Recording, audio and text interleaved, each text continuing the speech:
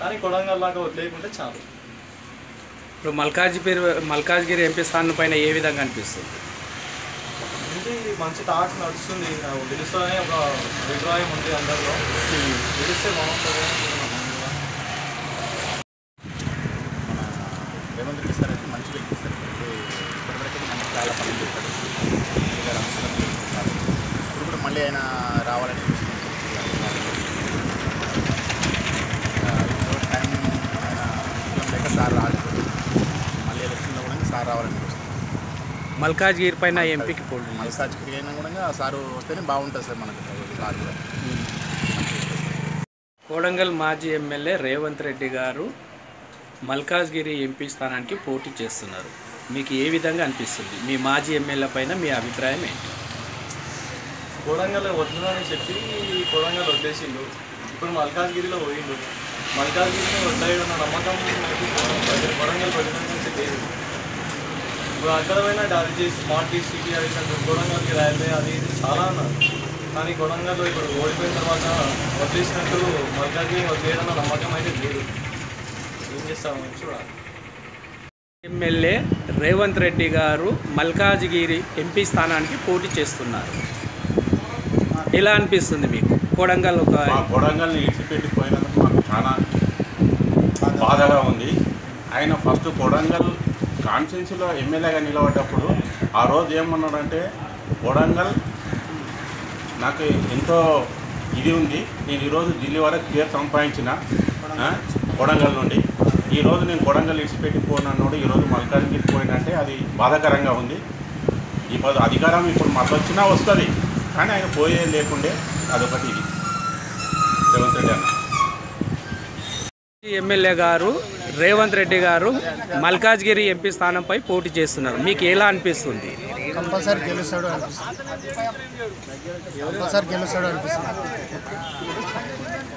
ఏ విధంగా అనుకుంటున్నారు?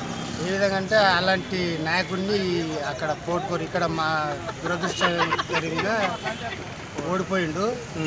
కానీ అక్కడ మాత్రం కంపల్సరీ గెలుసు. అక్కడ ఎడ్యుకేషన్ పర్సన్స్ ఎక్కువ ఉన్నారు. అదాక ఆయన మంచి వ్యక్తి కాబట్టి కంపల్సరీ గెలుస్తారని నమ్మకం. కొడంగల్ మాజీ ఎమ్మెల్యే రేవంత్ రెడ్డి మల్కాజ్గిరి ఎంపీ స్థానంపై పోటీ చేస్తున్నాడు. మీ అభిప్రాయం ఏంటి? మా అభిప్రాయం అంటే కొడంగల్ ఇక్కడ ఆయన ఉన్నందువలన ఇప్పుడు భవిష్యత్తులో బాగుండే. ఇప్పుడు అతను అక్కడ వెళ్ళడం వలన మాకు చాలా ఇబ్బందిగా ఉంది. ఆయన ఇప్పుడున్న ఎమ్మెల్యే నరేంద్ర రెడ్డి గెలవడం వల్ల ఏమీ లాభాలు లేవు. ఆయన ఇప్పుడు గెలిచినా ఒకసారి వచ్చిండు, మళ్ళీ రాడిగా అయిపోయాయి. హైదరాబాద్లో ఫామ్ హౌస్లో అనుకుంటారు వాళ్ళు. గెలిచినా లాభం లేదు. మల్కాజ్గిరి ఎంపీ రేవంత్ రెడ్డి గెలవాలని నా యొక్క కోరిక. ఎంపీ గెలుస్తాడు. ఎంత మెజార్టీ గెలవచ్చు? 1,00,000 మెజార్టీతో.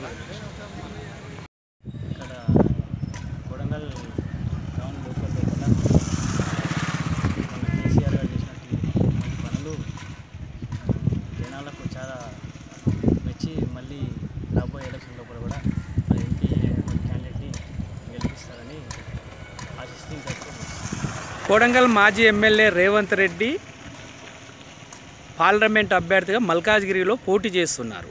మీరు ఏ విధంగా అనుకుంటున్నారు? కొడంగల్లో ఏం చేయలేనటువంటి పరిస్థితి రేవంత్ రెడ్డి గారు. అక్కడ గెలిచి కూడా ఏం చేయలేడు. అధికార పార్టీ మాత్రం కేసీఆర్ గారి చేసేటువంటి స్కీమ్లు యువకులు కానీ, వృద్ధాప్య పింఛన్లు కానీ, రైతు బంధు పథకం కానీ, రైతు బీమా పథకం కానీ ఇవన్నీ ఆకర్షితులై అక్కడ కూడా టీఆర్ఎస్ పార్టీ మల్కాజ్గిరి గెలుస్తారని. యనమల రేవంత్ రెడ్డి గారు మల్కాజ్గిరి ఎంపీ స్థానంపై పోటీ చేస్తున్నారు. మీ నియోజకవర్గ మాజీ ఎమ్మెల్యే పైన రేవంత్ రెడ్డి గారి ఎమ్మెల్యే పైన అభిప్రాయం ఎలా అనిపిస్తుంది? ఎలా అనిపిస్తుంది అంటే ఇక్కడికి వెళ్ళి పోయి చాలా బాధగా అనిపిస్తుంది. ఎందుకంటే నియోజకవర్గం వచ్చి పోనన్నాడు ఆయన. నాకు బొంద పెడితే కూడా ఇక్కడనే పెట్టాలన్నాడు ఆయన. అని నా మనిషి అక్కడ పోయి చేస్తున్నాడంటే కొద్దిగా బాధగా ఉంది.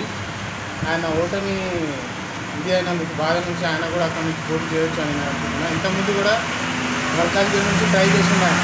ఇది దొరికింది ఆయన వచ్చిన మళ్ళీ మొన్న కూడా అన్నాడు ఆయన, మళ్ళీ ఎమ్మెల్యేగా పోటీ చేస్తాను ఇక్కడ నుంచి చేస్తా అన్నాడు. మళ్ళీ అది కూడా ఆలోచన చేయాలి. చాలా మంచి వ్యక్తి ఆయన, లేదని కాదు. తన అంటే అసలు వ్యక్తి అవసరం ఉంది కాబట్టి మల్కాజ్గిరిలో కూడా అవసరం ఉంది. తెలంగాణలో కూడా అవసరం ఉంది అసలు వ్యక్తి గెలవాలి. అక్కడ గెలిచి మళ్ళీ కొడంగల్కి ఆయన మర్చిపోడు. కొడంగల్ గురించి ఆయన ఎప్పుడు మర్చిపోడు. కొడంగల్ నుంచే ఇంత పేరు వచ్చింది ఆయనకు. మరవరాదు, కొడంగల్ నుంచి మరవరాదు. ఆయన పైపు ఎక్కిందంటే కూడా కొడంగల్ నుంచి, ఆయన ఇక్కడ నుంచి కాదు. ఆయన మల్కాజ్గిరి గెలవాలి, ప్రజలు ఆయన గెలిపియాలి. ఆయన కొడంగల్ని కూడా డెవలప్ చేస్తాడు. ఆయన సవాలే లేదు. మల్కాజ్గిరి ప్రజలు దయచేసి ఆయనకు గెలిపియాలి. ఎందుకంటే ప్రశ్నించే మనిషి అవసరం ఉంది అక్కడ. తెలంగాణలో ప్రశ్నించే మనిషి అవసరం ఉంది, కేసీఆర్కి ప్రశ్నించే మనిషి అవసరం ఉంది అక్కడ. అందుకే అని రేవంత్ రెడ్డి గారిని అత్యధిక మెజారిటీతో గెలిపించాలని మేము కోరుకుంటున్నాం. ఇక్కడ కొడంగల్ ప్రజలు कांग्रेस आने वाली हुकूमत है।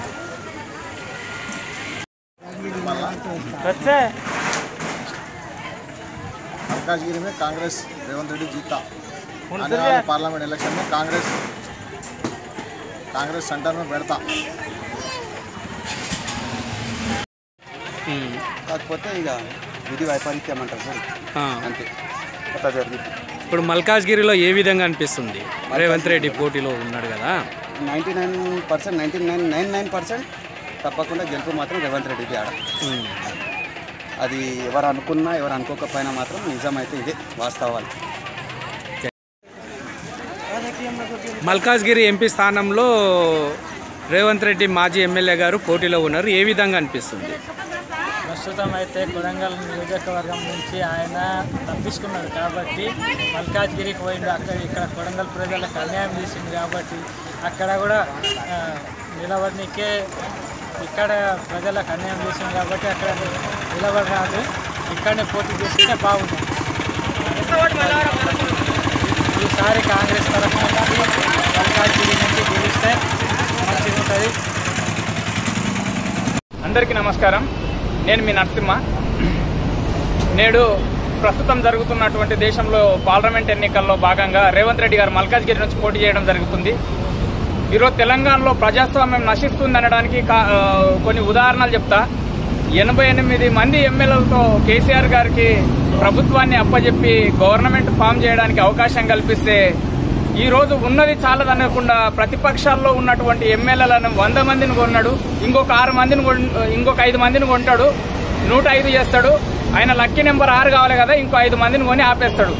ఈరోజు ప్రజాస్వామ్యం ఉంది ఆ తెలంగాణలో, ప్రతిపక్షమే లేకుండా. ఈరోజు లాస్ట్ టైం గెలిచిండు, టీడీపీని విలీనం చేసుకున్నాడు, ఈరోజు కాంగ్రెస్ ని విలీనం చేసుకోవాలి. అడిగేవాడే ఉండొద్దు. ప్రజాస్వామ్యం ఈరోజు అసెంబ్లీలో కేసీఆర్ గారిని అడిగేవాడు ఉండొద్దు అనే విధంగా ఈయన ధోరణి ఉంది. ఈ ప్రతిపక్షాలకు ప్రశ్నించే విధంగా వాళ్లకు ప్రజల తరఫున పోరాడే అవకాశం లేకుండా చేయడానికి ఈరోజు కేసీఆర్ గారు కంకణం కట్టుకున్నాడు. అంబేద్కర్ గారు ఏం చెప్పిండు? మనకు ఎవరికైతే 51% ఓట్లు వచ్చి సీట్లు వచ్చిన వాళ్ళు ప్రభుత్వంలో ఉండి ప్రజల పక్షాన పోరాటం చేస్తే 49% ఓట్లున్నటువంటి పార్టీలు ప్రజల తరఫున ప్రతిపక్షంలో ఉండి పోరాటం చేయాలని చెప్పిండు. ఈరోజు కేసీఆర్ గారు చేస్తున్నది ఏంది? ప్రతిపక్షం ఉండొద్దు అనే విధంగా ధోరణితోని ప్రతిపక్షాన్ని మొత్తం డబ్బులు ఇచ్చి ఎమ్మెల్యేలను గొల్లు కొన్నట్లు కొంటున్నాడు. ఇది ప్రజాస్వామ్య బద్దంగా ఉందా? ఈ రోజు అంబేద్కర్ ఉంటే ఆయన ఆత్మ ఎంత శోకించేది? ఒక్కసారి ఆలోచన చేయాలి. ఈ రోజు ప్రతిపక్షం లేకపోతే ప్రజలే నాశనం అయ్యేది. ప్రతిపక్ష గొంతుకై వస్తున్నాడు రేవంత్ రెడ్డి. కొడంగల్లో మేము చేసిన తప్పు మీరు చేయొద్దని మేము భావిస్తున్నాం. ఈ రోజు మల్కాజ్గిరి నుంచి రేవంత్ రెడ్డి గారిని పోటీ చేస్తున్నారు. రేవంత్ రెడ్డి గారిని గెలిపించడం వల్ల ఈ రోజు ప్రజాస్వామ్యం తెలంగాణలో బతుకుతుంది. ప్రజాస్వామ్యంతో పాటు ప్రతిపక్షం కూడా బతుకుతుంది. ఎందుకంటే కేసీఆర్ గారికి ధీటైన నాయకుడు రేవంత్ రెడ్డి గారు మాత్రమే. ఈ రోజు మీరు ఒకటి గుర్తించుకోవాలి. మొన్న జరిగిన ఎన్నికల్లో కాంగ్రెస్ టీఆర్ఎస్ జరిగితే ఇక్కడ తెలంగాణ ప్రాంతానికి సంబంధించిన ఎన్నికలు, శాసనసభ ఎన్నికలు తెలంగాణ ప్రాంతానికి సంబంధించినవి కాబట్టి మన తెలంగాణ ప్రాంతం పైన మన కేసీఆర్ గారు ఎక్కువ శ్రద్ధ చూపిస్తున్నారని మనం ఓటేసి గెలిపించుకున్నాం. సరే, 2 సార్లు అవకాశం ఇచ్చినాం టీఆర్ఎస్ కు. ఇక్కడ అధికారంలో ఉంది. నెక్స్ట్ ఎంపీ ఎలక్షన్ లో కేసీఆర్ గారికి ఓటేయడం వల్ల ఉపయోగం ఏంది? ఒక్కసారి మీరు ఆలోచన చేసుకోండి. ఒకవేళ కేసీఆర్ గారికి ఓటేస్తే అక్కడ 16 మంది ఎంపీలను గెలుస్తా అంటున్నాడు. ఏం చేస్తాడు 16 మంది ఎంపీలతోని? అదే విధంగా మీరు కాంగ్రెస్ కు ఓటేసింది అనుకోండి, అక్కడ అధికారంలోనికి వస్తే రేవంత్ రెడ్డి గారు అధికారంలో సెంట్రల్ మినిస్టర్ అయ్యే అవకాశం ఉంది. మినిస్టర్ కాకుండా మీ సమస్యలను సెంట్రల్లో ఉండి అధికార పార్టీ తోని మాట్లాడి మీ సమస్యలను పరిష్కరించే విధంగా మా నాయకుడి పోరాటం ఉంటది. ఒకవేళ అధికారం రాలేదనుకోండి ప్రతిపక్ష హోదా కాంగ్రెస్కే ఉంటుంది. ఎందుకంటే 200 మంది ఎంపీలు గెలిచే కాంగ్రెస్ పార్టీ కావాలన్నా 16 మంది ఎంపీలతో ఏ విధంగా పోరాటం చేస్తాడు? మీ సమస్యల గురించి గుర్తించుకోవాలి. ఎమ్మెల్యేల విషయంలో, శాసనసభ విషయంలో మాత్రం మనం కేసీఆర్ కోటేసినాం. ఈ రోజు రేవంత్ రెడ్డి గారి యొక్క ఆవశ్యకత ఉంది. రేవంత్ రెడ్డి గారి వల్ల ఈ రోజు ప్రజాస్వామ్యం బతుకుతుంది అనడానికి ఇది ఒక ముఖ్య కారణం. మీరు ప్రజాస్వామ్యం బతకాలి, పరిపాలన యంత్రాంగం బాగుండాలి, ప్రతిపక్షం ఉంటేనే ఈ రోజు ప్రభుత్వం ప్రజల తరపున పోరాటం చేస్తుంది. ప్రతిపక్షం లేకపోతే ఇక్కడ పాలన అనేది మరుగున పడే అవకాశం ఉంటుంది. కాబట్టి ప్రజా గొంతుకై ప్రజా సమస్యల కొరకు పోరాటం చేసే నాయకుడు రేవంత్ రెడ్డి గారికి అవకాశం ఇవ్వండి. మీ బిడ్డల భవిష్యత్తును దృష్టిలో పెట్టుకుని రేవంత్ రెడ్డి గారికి ఓటేయండి. రేవంత్ రెడ్డి గారు గెలిపే ఈరోజు తెలంగాణలో ప్రజాస్వామ్యం బతుకుతుంది అనడానికి కారణం.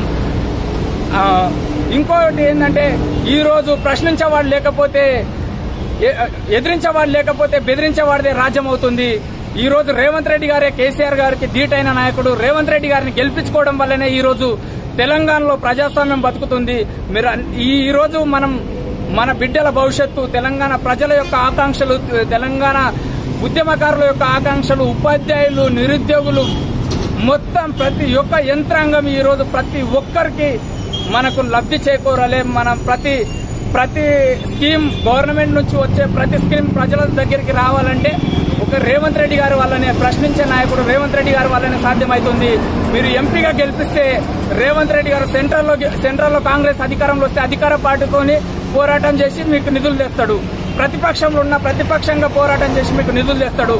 అదేవిధంగా సెంట్రల్లో ఏ విధంగా అయితే ఈయన పోరాటం ఉంటుందో రాష్ట్రంలో ప్రతిపక్షాన్ని బతికించే విధంగా రేవంత్ రెడ్డి గారి పోరాటం ఉంటుంది. అక్కడ అధికార పార్టీలో ఉంటాడు, ఇక్కడ ప్రతిపక్షంలో ఉంటాడు. అన్ని విధాలుగా రేవంత్ రెడ్డి గారి గెలుపు ఈరోజు తెలంగాణ సమాజానికి అవసరం.